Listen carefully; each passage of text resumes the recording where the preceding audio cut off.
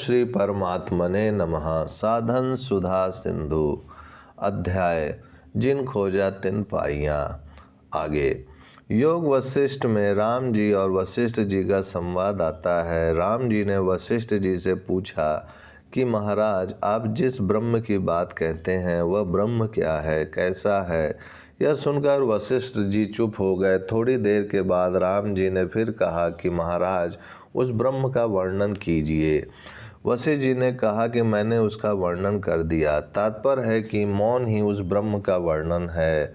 वहाँ इंद्रियां नहीं है, मन नहीं है, बुद्धि नहीं है, प्रश्न नहीं है, उत्तर नहीं है, शब्द नहीं है, अर्थ नहीं है, कुछ नहीं है, केवल मौन है। मौन ही गुरु का व्याख्यान है, जिससे शिष्यों के सब संदेह मिट जाते हैं। उपनिषद में शिष्य अपने गुरु के प्रति कहता है, मैं तत्व को भली भांति जान गया हूँ। ऐसा मैं नहीं मानता और ना ऐसा ही मानता हूँ कि मैं तत्व को नहीं जानता, क्योंकि जानता भी हूँ मैं तत्व को जानता हूँ अथवा नहीं जानता हूँ, ऐसा संदेह भी नहीं है। हमारे में से कोई भी उस तत्व को जानता है, वह मेरे युक्त वचन के तात्पर्य को जानता है कि यह अहम रहित सहज अवस्था है। तात्पर्य है कि उस परमात्म तत्व में मन, बुद्धि, वाणी आदि की कोई गति नहीं होती। मन सहित वाणी आदि सब इंद्रियां उसे न पाकर जहाँ से लौट आती हैं, उस परमात्म तत्व का अनुभव उत्पन्न नहीं होता। यदि अनुभव उत्पन्न होगा तो वह मिट जाएगा। परमात्म तत्व तो अनुभव स्वरूप ही है, केवल उसकी तरफ दृष्टि जाती है। दृष्टि जाने से हृदय ग्रंथि का भेदन हो जाता है, सब संशय मिट जाते हैं और संपूर्ण कर्म नष्ट हो जाते हैं। मैं हूँ, यह हृदय ग्रंथि है की तरफ दृष्टि हो जाने से न मैं रहता है न हूँ रहता है, अर्थात हृदय ग्रंथि का भेदन हो जाता है। परमात्म तत्व क्या है, कैसा है, कौन है, ये संदेह नहीं रहता। संचित क्रियामाण और प्रारब्ध कर्मों का क्षय हो जाता है। परमात्म तत्व पर प्रकृति से भी पर है, सबसे पर प्रकृति भी जहाँ अवर तुच्छ हो जाती है, अर्थात वहाँ तक नहीं पहुँच सकती, उस परावर पर से परे परमात्म तत्व का वर्णन हो ही कैसे सकता है। ऐसे परमात्म तत्व की तरफ लक्ष्य होने पर वह ज्यों का त्यों रह जाता है। परमात्म तत्व के लिए कुछ भी कहें, सुने, पढ़ें, विचार करें, चिंतन करें, वह दूसरे की कुछ न कुछ सत्ता मानने से ही होगा। वास्तव में उसका वर्णन, विचार, चिंतन, संकेत आदि कुछ भी नहीं हो सकता। किसी देश, काल, वस्तु, व्यक्ति, अवस्था, नाम, रूप आदि की कुछ न कुछ कल्पना करके ही उसका वर्णन हो सकता है। ऐसा वह स्वतः सिद्ध चिन्मय तत्व है, उसका स्वरूप सत्ता मात्र है, जिसकी किसी देश, काल, वस्तु, व्यक्ति आदि के साथ कभी किंचित मात्र भी लिप्तता है ही नहीं, हुई नहीं, होगी नहीं, हो सकती नहीं। प्रश्न, उस तत्व की प्राप्ति के लिए क्या करना चाहिए?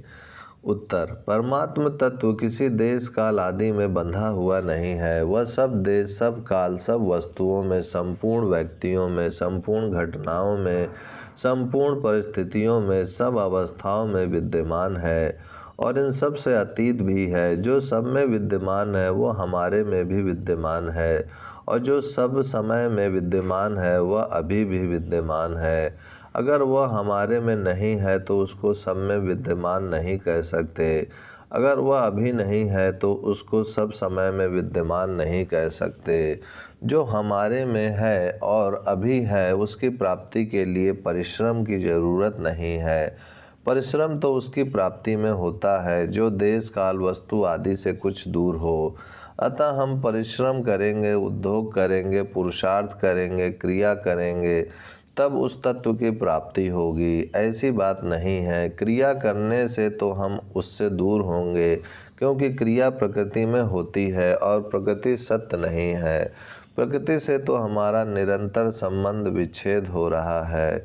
कोई भी अवस्था निरंतर नहीं रहती, परंतु सत्य तत्व से किसी का भी संबंध विच्छेद कभी हुआ नहीं, होगा नहीं, हो सकता नहीं और है नहीं। फिर उसके लिए किसी परिश्रम की क्या आवश्यकता है। इसलिए शास्त्र में आया है, सत्ता मात्र की प्राप्ति मनुष्यों के लिए बहुत सुगम है। वास्तव में उसकी प्राप्ति को सुगम कहना भी नहीं बनता। सुगमता कठिनता तो अप्राप्त वस्तु की प्राप्ति में होती है। जो नित्य प्राप्त है उसके लिए क्या सुगमता और क्या कठिनता।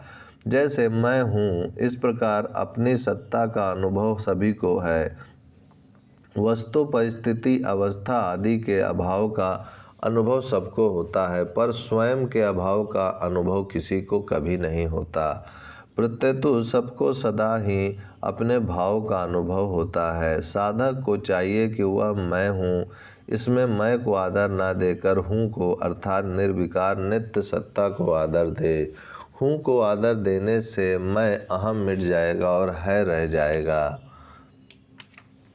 अपनी सत्ता होनापन सत्य है और मैंपन अहंकार असत्य है। असत्य का त्याग करने से सत्य का संग अर्थात सत्य में प्रेम होता है। सत्य का साक्षात्कार होता है। सत्य में निष्ठा होती है। सत्य में स्थिति होती है। वास्तव में असत्य निरंतर हमारा त्याग कर रहा है। जो निरंतर हमारा त्याग कर रहा है उसका ही त्याग करना है, अर्थात उसी से विमुख होना है। शरीर निरंतर हमारा त्याग कर रहा है। प्राण निरंतर हमारा त्याग कर रहे हैं। मन, बुद्धि, इंद्रियां निरंतर हमारा त्याग कर रही हैं। हम निरंतर जी रहे हैं, यह तो वहम है, पर हम निरंतर मर रहे हैं, यह सच्ची बात है। शरीर निरंतर हमारे से अलग हो रहा है, यही उसका निरंतर मरना है। हम स्वयं ज्यों के त्यों हैं। स्वयं की जो सत्ता बचपन में थी वही आज भी है, परंतु शरीर जो बचपन में था वही आज है, ऐसा हम नहीं कह सकते। शरीर वह नहीं है, मन, बुद्धि, इंद्रियां वे नहीं हैं, भाव वे नहीं हैं, सिद्धांत वे नहीं हैं, सामग्री वह नहीं है, साथी वे नहीं है, देश स्थान वह नहीं है, काल वह नहीं है, अवस्था वह नहीं है, परिस्थिति वह नहीं है, परंतु मैं स्वयं वही हूँ जो पहले था। मैं वही हूँ, इसमें स्थिति होने का नाम ही तत्व की प्राप्ति है। इसी को जीवन मुक्ति, तत्व ज्ञान, कल्याण, उद्धार कहते हैं। यही असली सत्संग है। इसका उपाय यह है कि जब सुषुप्ति से जागृत में आए अर्थात नींद से जग जाएं, तब अपने बिछौने पर ही सुखपूर्वक बैठ जाएं और जागृत में सुषुप्ति का अनुभव करें। तात्पर्य है कि जैसे सुषुप्ति में कुछ भी याद नहीं था, अहम भी याद नहीं था, ऐसे ही जागृत में भी अहम की याद ना रहे, अर्थात अहम की उपेक्षा कर दें। अहम नहीं है, इसमें नहीं भी अहम है और है भी अहम है, कारण कि नहीं की अपेक्षा है और है की अपेक्षा नहीं है। तत्व में नहीं और है दोनों ही नहीं है, अर्थात तत्व निरपेक्ष है। इस प्रकार अहम नहीं है, इसका भी निषेध कर दें और चुप हो जाएं। कुछ भी चिंतन ना करें, न संसार का, न परमात्मा का, न स्वयं का। अगर चिंतन आता है तो उसकी उपेक्षा कर दें।